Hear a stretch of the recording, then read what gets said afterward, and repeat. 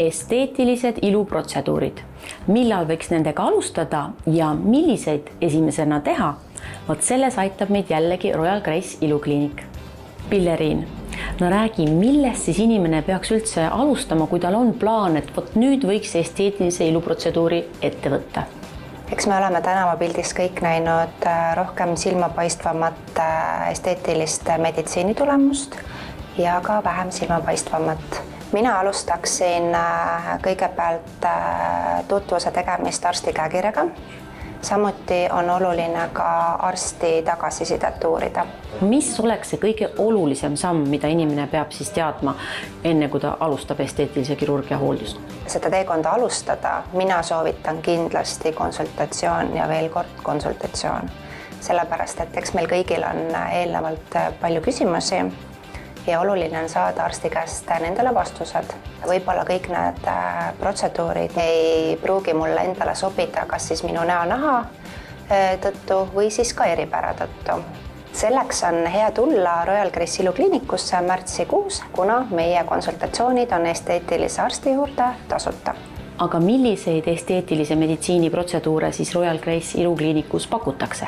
Pakume tavapäraseid täitesüste, botuliinsüste, kokkniite, aptosniite ja kõige põnevamad protseduurid on siis Cefiller ja Cefihair protseduurid. No need viimased tunduvad väga põnevad protseduurid, räägi neist lähemalt. Tegemist on siis kõige lihtsamalt seletatavalt enda kõhurasva siirdamine kas siis näopiirkonda või juuksepiirkonda.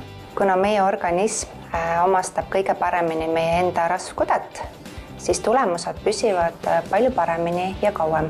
Ja juustepiirkonna protseduuri aitab siis karvanääpsu stimuleerida.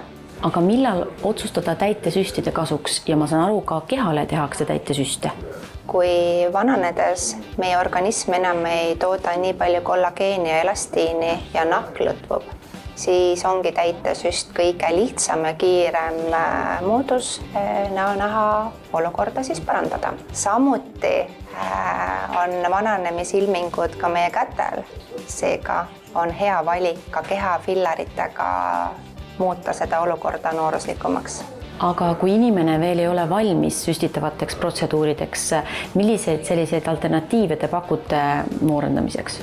Siis võiks proovida ära ka reverso, mille protseduurina siis väikeste mikronõeltega tehakse naha pindmisele kihile väikesed mikroavakesed.